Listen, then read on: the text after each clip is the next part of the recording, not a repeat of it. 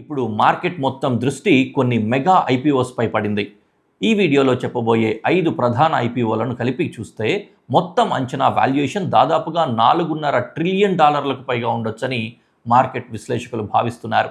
అలాగే వీటి ద్వారా సమీకరించబడే మొత్తం ఐపీఓ ప్రొసీడ్స్ ద్వారా $230 బిలియన్ చేరుకునే అవకాశం ఉందని అంచనాలు వినిపిస్తున్నాయి.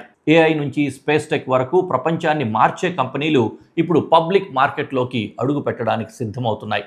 మరి 2026లో అత్యంత ఆసక్తికరంగా ఎదురుచూస్తున్న ఐపీఓలేవి, వాటిలో పెట్టుబడిదారులను అత్యంత ఉత్సాహపరుస్తున్న కంపెనీలేవి, ఈ వీడియోలో పూర్తి వివరాలు తెలుసుకుందాం.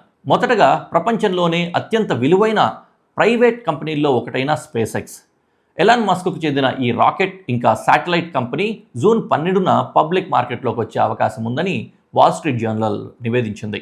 స్పేస్ ఎక్స్ ప్రస్తుతం దాదాపు $1.75 ట్రిలియన్ వాల్యుయేషన్ లక్ష్యంగా పెట్టుకుని ఐపీఓ ద్వారా $75 బిలియన్ సమీకరించాలని భావిస్తున్నట్లు సమాచారం. స్టార్లింక్ శాటిలైట్ ఇంటర్నెట్ నుంచి మార్స్ మెషిన్స్ వరకు భారీ ప్రాజెక్టులతో స్పేస్ ఎక్స్ ఇప్పటికే ప్రపంచ దృష్టిని ఆకర్షిస్తోంది. ఇక రెండో స్థానంలో ఉంది ఆంథ్రోపిక్.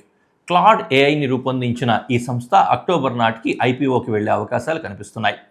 ఫినాన్షియల్ టైమ్స్ నివేదిక ప్రకారం ఆంథ్రోపిక్ తాజా ఫండింగ్ ద్వారా $30 బిలియన్ సమీకరించాలని చూస్తోంది. కంపెనీ వాల్యుయేషన్స్ దాదాపుగా $900 బిలియన్ చేరుకోవచ్చని అంచనాలున్నాయి. మూడో టెక్ దిగ్గజం ప్రపంచ ఏఐ రంగాన్ని మార్చేసిన ఓపెన్ ఏఐ.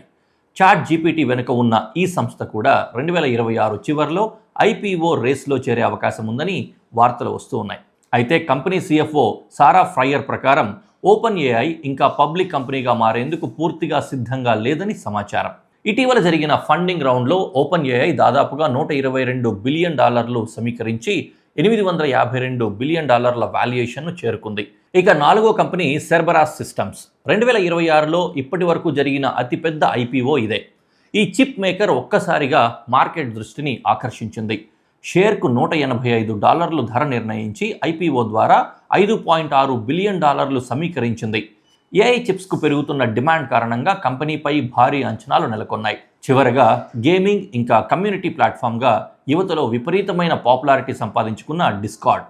ఈ సంస్థ ఇప్పటికే కాన్ఫిడెన్షియల్గా ఎస్సీసీకి దరఖాస్తు చేసిందని బ్లూంబర్గ్ నివేదించింది.